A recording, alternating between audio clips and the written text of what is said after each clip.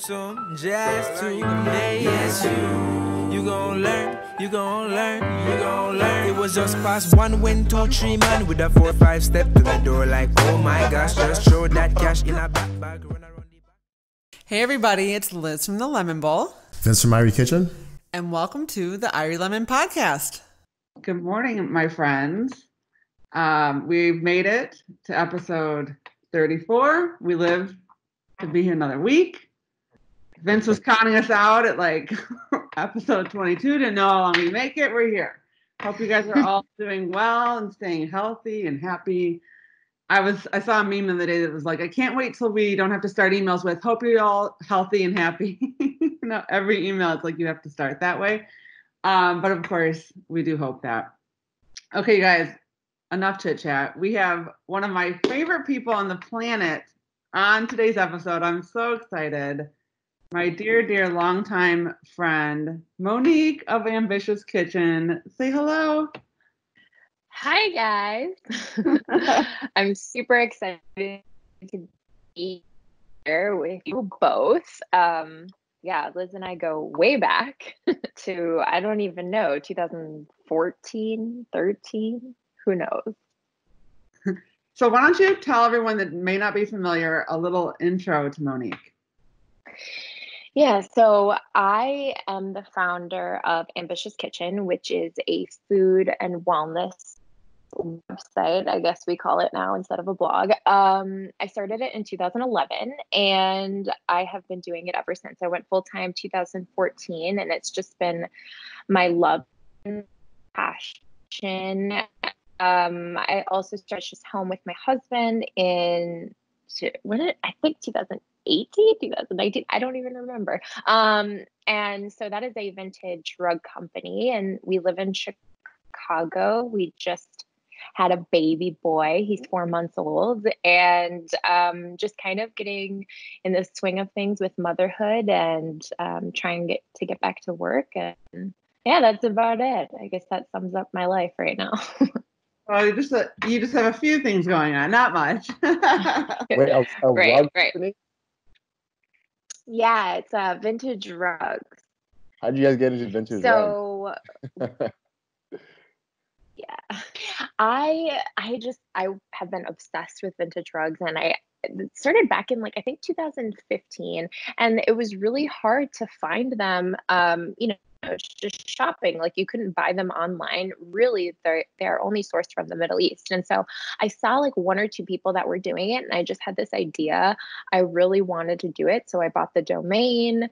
My husband was working at a different company at the time and we went on our honeymoon and, we just kind of decided that we were going to leap into it together. And so he handles pretty much all of that. But yeah, so we sourced from the Middle East. We've been to Turkey and, it's so much fun. It's been really hard with the whole COVID thing, but it's really, really fun. We love it. So one question, I really want to start asking everyone when we start these podcasts, what has been a silver lining to you so far with the pandemic? Yeah, I think for me being a new mom, there's a lot less pressure to get back to work or to figure it out more quickly as to how I'm going to work full time and take care of him full time. I'm kind of forced to be at home with him 24/7, which is a blessing in a way. So that's been the silver lining for us and to just sort of be able to do it as a family and not feel pressured or rushed or anything like that. Yeah, I feel like I remember there was so much pressure to just with the travel obligations with clients or conferences, and it's Exactly. so nice to I was thinking that this is my sister's about to have a baby too, and it seems like in a weird way having a baby wouldn't be the worst thing because the world has in a sense slowed down, and to your point that pressure is off to it's easier to be home all the time when everyone else isn't out doing anything either, so. Exactly. That's the whole thing. I don't feel like I need to go to all these social obligations or travel or do anything like that. It's okay, well, I'm forced to be home. So here we are. Okay, so one of the first questions I wanted to ask you, you touched upon, obviously you work with your husband. So what is that like? Because he really works with you. I wouldn't say for you, you're partners. So, but you work together as partners full time. It's not like this is like, my husband, Rich, is very involved, but he still has like a full day job. So what was that transition like? And, working from home, which of course you always were even before the pandemic, but how is the reality of working with your partner? And for anyone that might, I know so many people as their businesses grows, a spouse does join them. Do you have any advice for someone that might be considering bringing on their partner full time? Yeah, I think in the beginning, it was definitely a transition because we weren't used to working with one another. It took us a while to kind of get used to that and each have our own responsibilities. So I think it was really important for us to, be doing different things. So he's running like the sourcing and the sales and all of the categorization of that, the back end of the website. And I'm kind of like the front of the house person doing all the marketing and things like that. So it wasn't like we were stepping on each other's toes. That was really, really important because you hate to have it when you have two people trying to do the same job and then, throw in a relationship. Like a recipe for disaster. But no, we work really, really well together. And I think it's also, it just helps us communicate better, communicate easier. So it's really nice to have, especially like pre-baby. That was something that we learned right off the bat. And we did it like in our first year of marriage too. So it was a learning process. But I think if anybody is eager to work with their spouse or they're thinking about it, I think setting up roles is incredibly important and understanding who does what so that you aren't stepping on toes and there's not, a communication issue and just being upfront and honest. And you kind of have to you can't necessarily treat each other like employees because there is that underlying relationship there. So I think it's so much more than that, and having like a respect for the other person and seeing them as not only your partner in life, but also your partner in business. So it's hard. It definitely is difficult, but yeah, I think we're happy we did it for sure. I'll tell you what, I've been like, while you're talking, creeping on your Instagram, and everything looks so good. Like these brownies right here, what? They're gluten-free? Looks so good. I love that. Yeah, Instagram is a whole nother animal, right? But yeah, it's so much fun. Instagram is hard. It's weird. Yeah, this is a little bit of a sidetrack, but I feel like it's all, people do Instagram now full time. So it's funny because as my business has grown, so much of it feels like it's constantly my responsibilities are constantly being added to, right? So it's like, all right, I'm running the blog full time and there's like a readership there, but I also have to draw people in from Instagram to go to the blog so that I can make an income. But then Instagram on its own, I can also make an income strictly from that, just from doing, partnerships there. But it's also really difficult because you have to create individual content for that platform. So it's just across every single thing. Each platform in a sense needs to be treated differently. Yeah. And I think as we've seen these social media platforms kind of evolve, that's absolutely what has happened. And as content creators, it's really forced to be nimble, but also it puts a lot more pressure on, because in order to be successful on these individual platforms, you really need to be creating content 24/7 and making it diverse, because the audiences are so different. You're catering to different audiences on all of these platforms. So yeah, that's something I've really learned about Instagram over the past few years in particular, but saying it's like, add it to my list. There's another thing to do. So I have a related Instagram question. And probably because I consume most of your content, as like your real life friend, you know, I mostly watch your stories. And something that I've always really admired and looked up to, and I think that, you know, others out there, I'm sure, is the reason why they adore you, is you always keep it real with your audience. And something that I struggle with is that it seems that sometimes, you know, obviously the more real you are, then you're going to pull more the right people to you, but you're also going to push certain people away from you, right? Like anything. And how do you stay authentic as you know, now you're reaching millions of people through all your platforms. Obviously, the bigger your audience, the higher the percentage of the people that are also going to be vocal and say, you know, negative things or make shitty comments. So how do you kind of brush that off your shoulders? First of all, I love it when you're sarcastic about it, but I would love to hear any advice you have for kind of dealing with the haters when you are a public figure.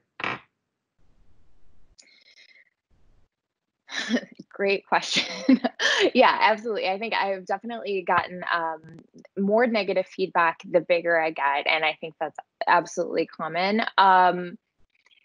For me, I really just try to ignore them the best I can. Catch me on a bad day though, and you know, I'll give it back.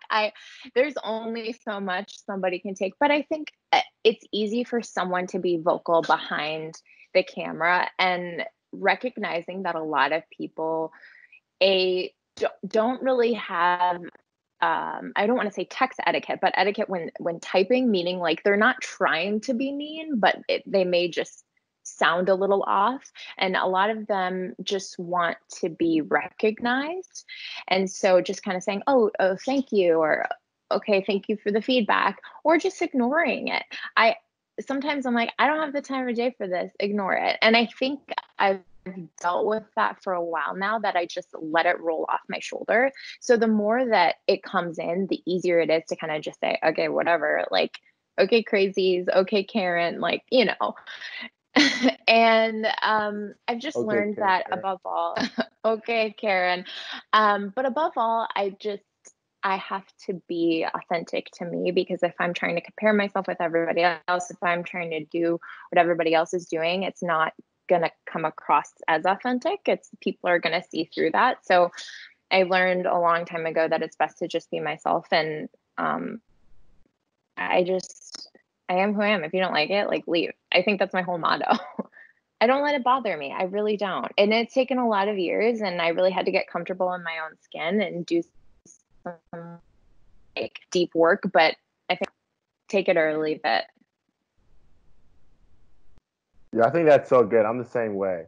And maybe because younger, I was a little bit more aggressive, but for me, it was just like, well, there's talking and there's action. So like, what do you want to do?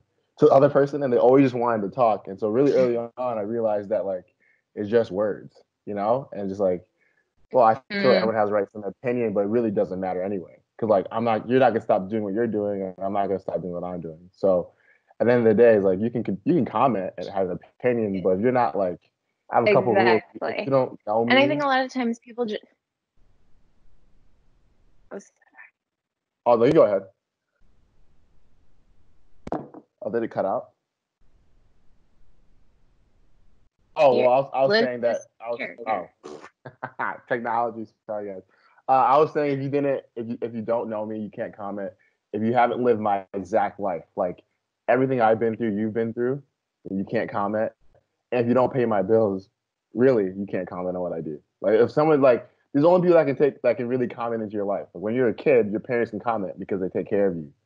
They can tell you, oh, you shouldn't be doing this, or you shouldn't be doing that. A random person on the internet who doesn't like because you said this thing instead of this thing, well, I don't know. Like you're probably like, hey, I just don't care.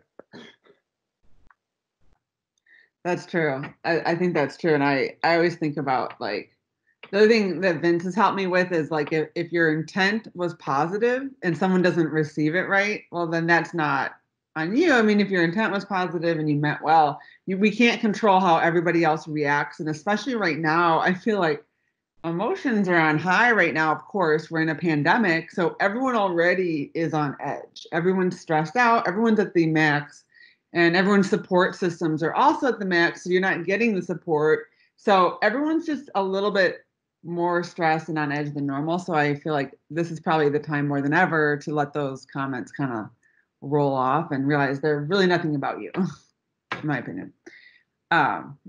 Yeah, I agree. I think a lot of times people just want to share their opinion, and it is what it is. But you're absolutely right. Like, there are a lot more people on edge right now, myself included. I mean, how can you not be? So yeah, take it with a grain of salt. I have a question for you about, managing multiple online businesses and doing it virtually, which of course you were doing before the pandemic, but now that so many people are, either they're working virtually for the first time, I think a lot of companies are going to continue to work virtually. And I just think that there's a lot of teams now learning to communicate virtually. I sound like a broken record, but long story short, what advice do you have to people that might not have the experience that you have? I feel more equipped for right now because I have been doing it, but for someone that's used to like those in-person meetings, those cubicles that are close together, or just that FaceTime, what advice do you have? And you maybe talk a little bit about the different teams you manage and how you communicate effectively with them, even though you're not face to face.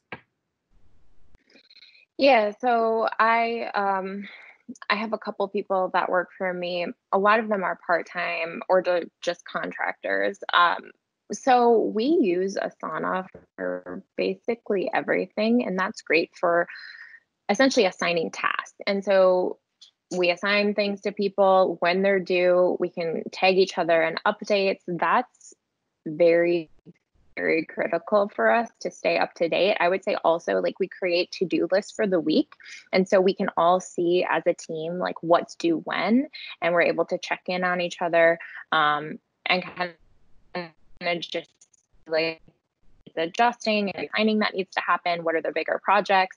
And then we also kind of set up dates for when we need to jump on the call. So for me, being a new mom, I can't always do it, but if I know ahead of time, then I can usually make time out for it, or set, a 2-hour window where, like, hey, I'm available at this time. Let's talk through these things.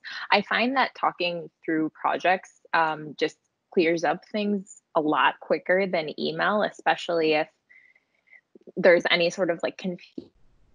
And it's just like, hey, let's tackle this. That being said, I've also worked in the corporate world, and I don't think there needs to be a meeting for every single thing on the agenda.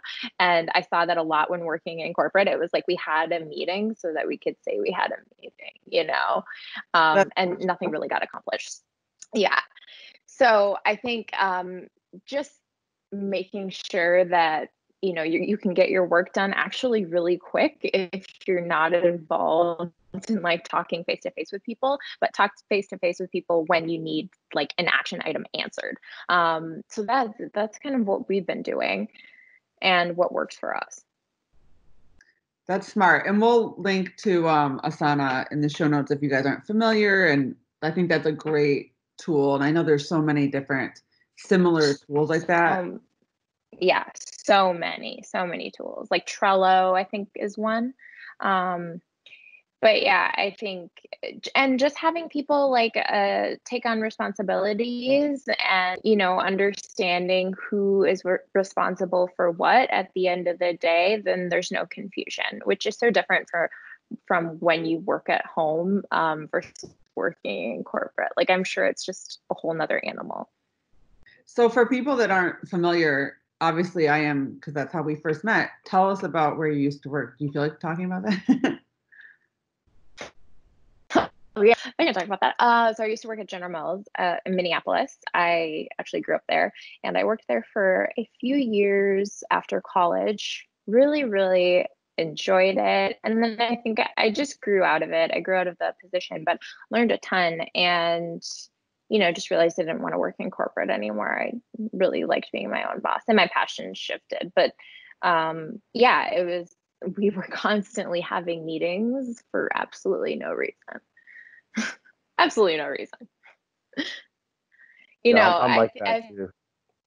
I just felt like half of my days, I was like, I can't get anything done. And then I was wondering, why are people working 24/7? I became one of them because it was like half of my day was filled with things. And then what I actually had to do to complete the task that came out of the meetings was like, I had to do it after work or on the weekends. It was never ending. Yeah, I feel like meetings, like they can be like trimmed down a lot. I think when you give people an hour, they're gonna take 45 minutes to do everything else but talk about what's on hand. So you give people 15 minutes, they'll waste 5, and then you still have time to actually get that thing done, and then we still have more time. So I'm totally fine of like blocking out an hour, and then we can BS the whole other time. But like, for me, it's gonna bug me that we didn't talk about what we're supposed to talk about. And then it's like they get in another one, and it's like a trend that keeps going on and on. And I'm like, yo, just don't even invite me to the meetings. I'm not even needed half the time. Right. And so like, and people, you don't be part of, then it gets weird, it gets toxic. But it's just like, well, what am I here for? A yes or a no? Like, it's not even like I'd rather get the distilled version down. But I have another question though. So obviously, you're building your brand online. You start working on different social media platforms. How did you start delegating out work, and how did you know what you're looking for? How did you pick people? Have you just been running through a lot of people? Does your husband do that? Like, who's the one that's like, okay, she's good, he's bad? Like, how do you dictate that? Yeah, that's a great question. I think I first realized I needed help when I just was like, I can't do it all. And I was feeling so overwhelmed all the time. And it was really, really hard to give something up when you keep it so close, when you're a type A sort of person, because you want control over like the things you can do and you want it to be perfect and done right. And so it's hard to have somebody else have that responsibility. But I think recognizing that was pretty big for me. And then I hired Abra, who is my brand manager, and she's kind of my right hand woman. But I interviewed so many people, and it's more to me about a connection with that person, and you jive with them as a small entrepreneur. You need somebody to be nimble and to be focused and to really be willing to get their hands dirty in whatever project you give them. So I think that was important. And I saw that in her right away. She was young, she was eager, and we hit it off. So for me, I was like, I don't really care if your background isn't in social media. Like, I need you to just do it. And we figured it out, and she's been with me ever since. And then, through that, we've kind of just made connections with other people, kind of through networking. So it's like who knew somebody, know them. So now we have somebody that does social media on Facebook, and she also schedules our Pinterest, but she works with a couple other bloggers. So that was great. So she knew what she was doing.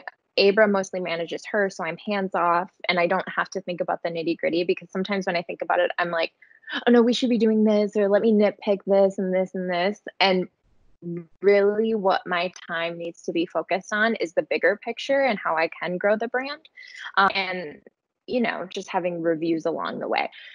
So yeah, that's kind of been our process. I tend to be more hand focused in the things that are more representative towards Ambitious Kitchen. So like Instagram, where I'm like face to face, the photography, the videography aspects, things that I like to kind of have oversight on. And obviously working with brands, I like to just kind of keep that relationship a little bit, I wouldn't say face to face, but just so that, they know I'm on the email and all that sort of stuff. So how do you, I love what you said about how there's just certain things that I call it our creative genius zone. And, I always say like scheduling on Pinterest does not use my creative genius zone. So it's better off to have somebody else doing that. And to your point, it's like you getting that, well, I don't know if we should do this, or is that the right emoji to use on that Facebook post? Like that really should not be what I'm spending my time on. But it's hard to not care because obviously we did it ourselves for so long. But my question for you is, how do you, because similar to you, I have different people managing different aspects of my brand. What do you recommend in terms of touch points? And this is for anybody that's managing, for a freelancer or a virtual team, or, just offshoring certain projects. Do you have certain, regular touch points to kind of, give them feedback, make sure they're performing well, almost in a sense so that you're not in it day to day, but you're still, of course, keeping tabs on what's happening with your company? Yeah, absolutely. So what we do We do quarterly reviews. And so that's really for Abra and I, and she's more managing the contractors. And then if there's anything that for me that consistently comes up that I'm not happy about, I make sure to bring that up right away.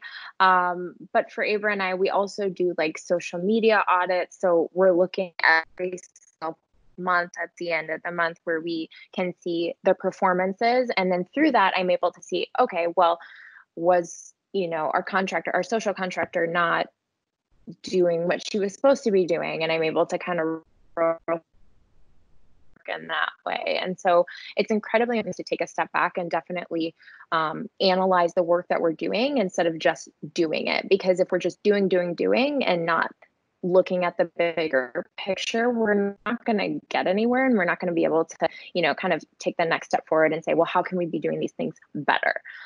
So I always say that it's important to be reflective in the work that we're doing. That's good advice. And I think it probably helps. I feel like what I learned as a manager is that the team usually craves that feedback as much as you need it to. And, I think it's good on both ways to have those touch points. And I loved having it like you do it quarterly so that you're not worried to be like checking on it all the time. Cause I think that can kind of be a slippery slope. Yeah, it's definitely overwhelming. I would say too, with Ambitious Home,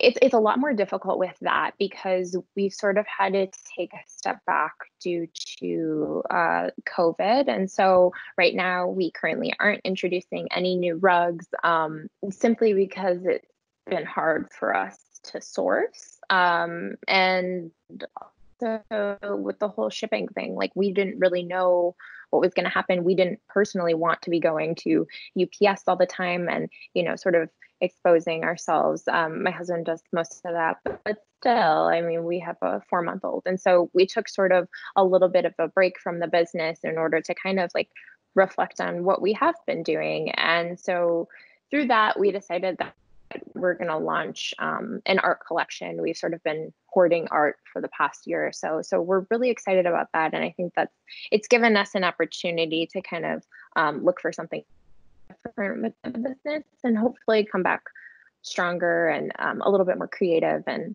just have some fun with it. Well, that sounds super cool.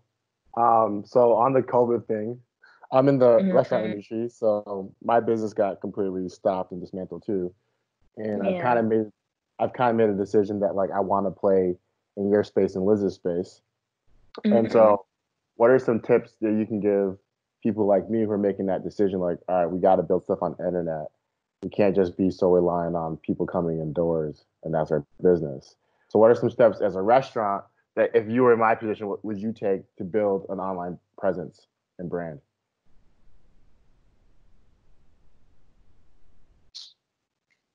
Oh, sorry. I think I froze for a second. So do you basically want to just grow your social online presence to get more business in? Yeah, so there's two goals. I want to get more business in for restaurant side, but also be able to sell products one day. And the second side is that I want my own like kind of like munchies in a sense too. Okay. I think it's really important to have a strong online social presence. So right now, what's really cool about Instagram is that you can sell a lot of products through that. So we actually do that through Ambitious Home. Like we're able to connect it to the back end of our site, and then people can go directly to the product. And so I think growing your business on Instagram will be critical, especially as they continue to kind of shift to almost selling things through that directly. You might even be able to just type in your credit card one day on Instagram, which, I mean, maybe you can do that now. I'm not quite sure.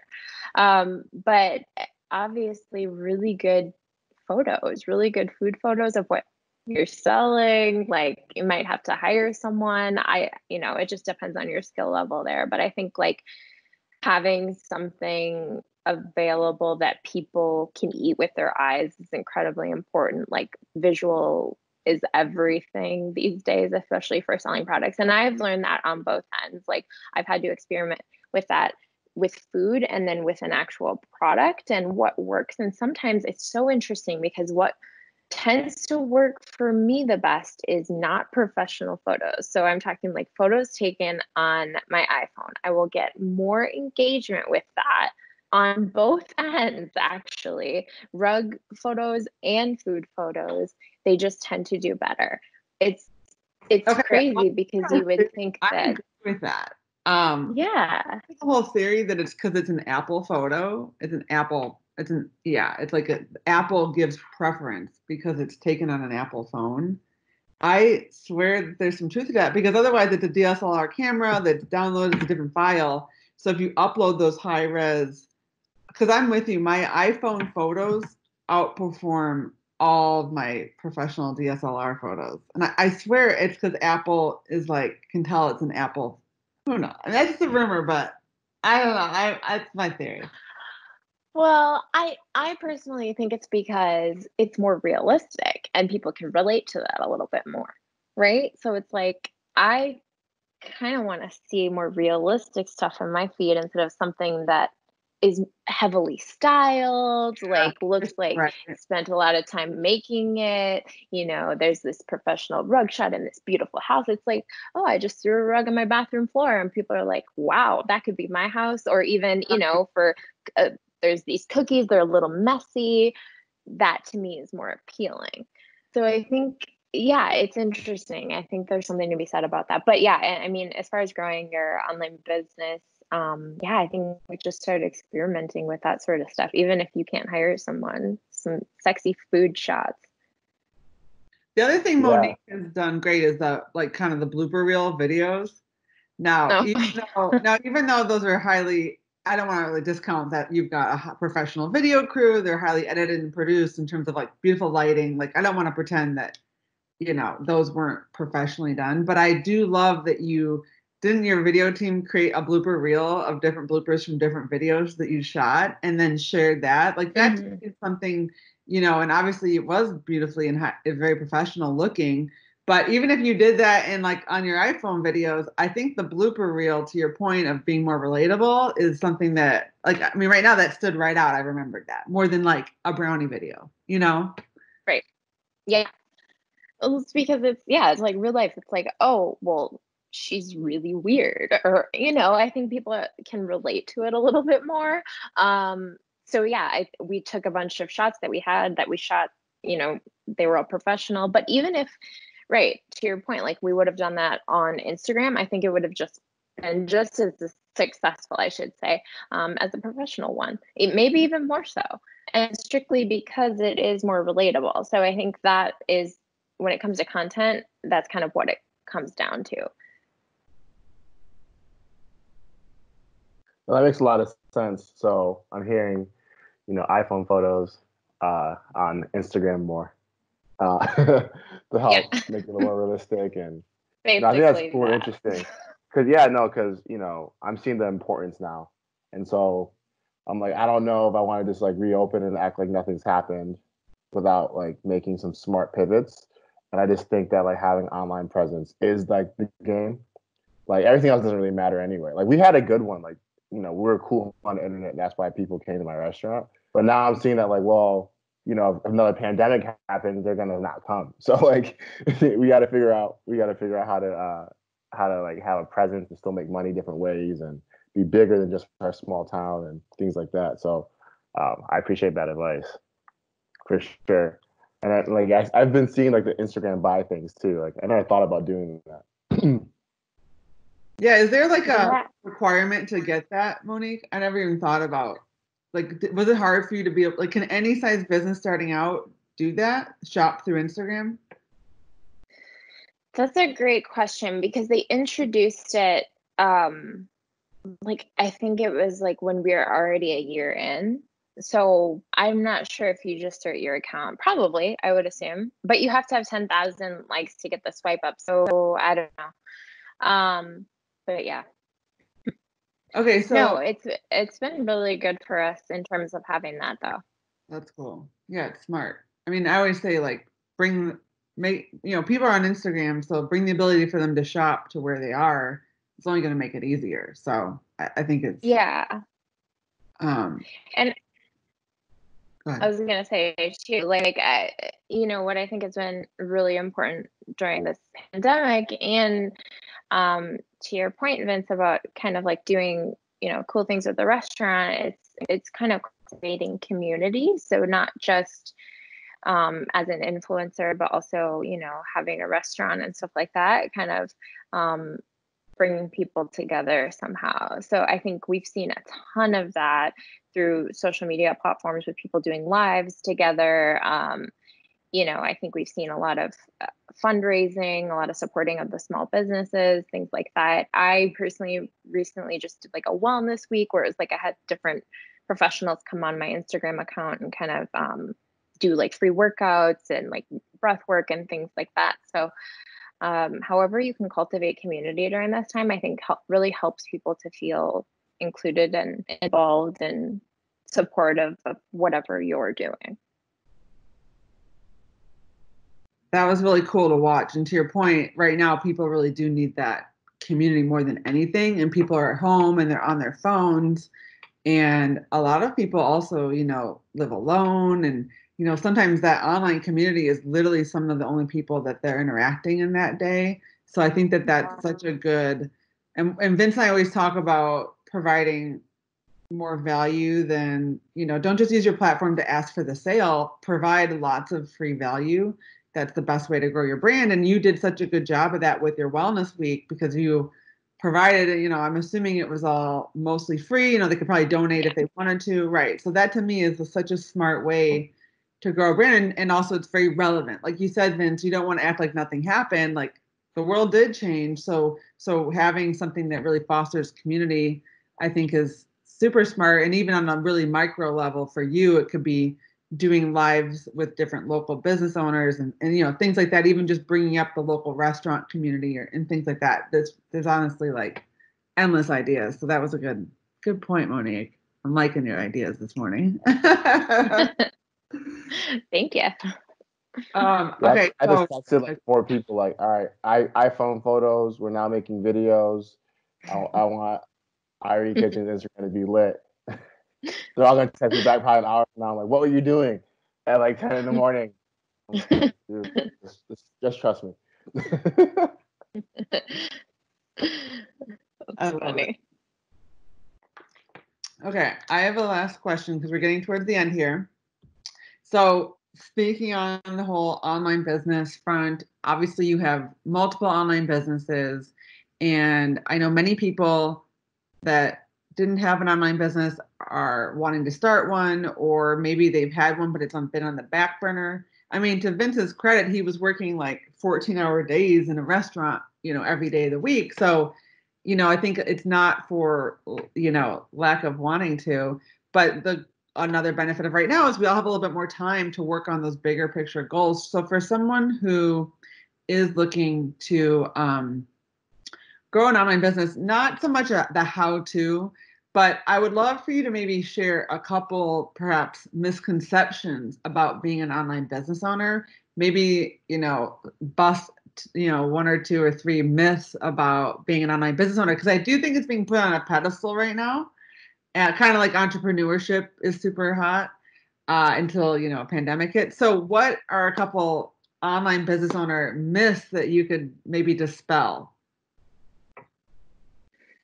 Yeah, absolutely. I mean, one of the things that is really difficult is keeping up with technology and how that is ever changing. So as an online business owner, you have to be compliant with things like GDPR, privacy acts, which constantly evolve, ADA compliance, making sure that your website is, I guess, readable for people with disabilities, things like that. And it is very hard to keep up with all those things. And it takes a lot of time.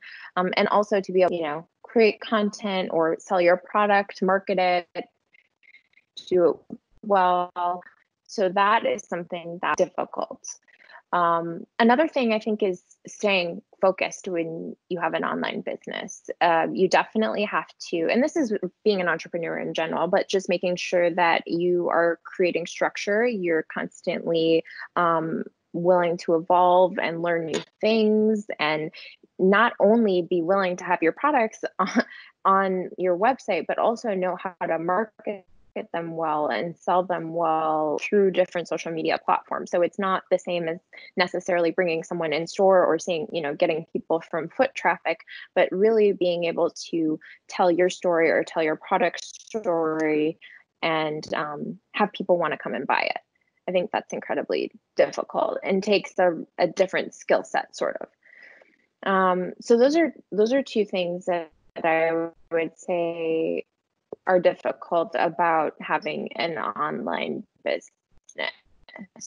But mostly just being able to keep up with the ever-changing this kind of world of the internet. There's always something to do. There's always something that's changing and growing, and be able to do it well.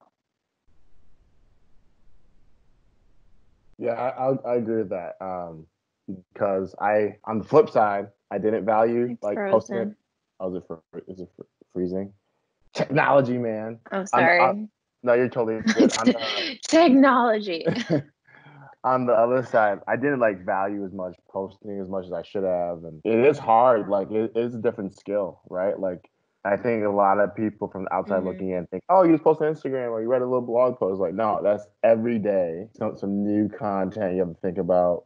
It's not just typing a sentence, right? Yeah, it's a whole different skill set for a lot of people, right? We're used to, especially chefs, working with our hands and making something work, and then somebody comes in. It's a different way. Not diminishing that kind of work, because that's hard work too. But this is different. You gotta think ahead. You gotta know what you're gonna post. You gotta look nice. You gotta try to grow it. So internet businesses are, I'll say, great for scale, right? But you still got to build it. Absolutely. Yeah, it is different. They are two completely different skill sets. And they're both difficult in their own ways, but I think jumping from one to the other, it's not easy. It truly does, excuse me, take time. Yeah, that's the biggest thing, is the time, and remembering that when you're looking at other online business owners, that you didn't see their stuff for years. Because for 3 years, I think I had no follower, no one on my website. And, so just remember that there were years and years and years of hard work behind the scenes before that beautiful brownie photo that millions of people see. There's a lot of photos that we've all never seen of many different people's work, and just kind of being realistic, just to know that, Monique and I are both 10 years in, and, I would say, to expect anything to happen quickly, you're just going to be setting yourself up for disappointment. But as long as you have the expectation of the long run, we're not trying to discourage anybody, but definitely just remember it's not going to be a quick fix. It's definitely not a quick solution. So you really need to be very strong on your why for doing it. Vince and I talk about our why all the time. And I think if you don't really know your why, you're not going to stick with it long enough to reap the reward. So work on that first, I would say, before you jump into any online business. So there's my 2 cents. Yeah. All right. I think that's really smart. So Monique, where can everybody find you and say hello and follow you and buy your rugs and your art and make your brownies? AmbitiousKitchen.com is my website. You can find all my recipes there. AmbitiousHome.com is our rug shop. And soon we'll have art, and then you can follow on Instagram at Ambitious Kitchen. All right. Thank you guys so much. We'll have all of her links at the bottom of the show notes. Monique, it was so nice to see your beautiful face. Thank you. It was so nice to hang out with you guys for this hour, and I'm glad my son slept. I know. I was waiting for some cries. Yeah. All right. Well, we'll talk to you soon. Have a good one.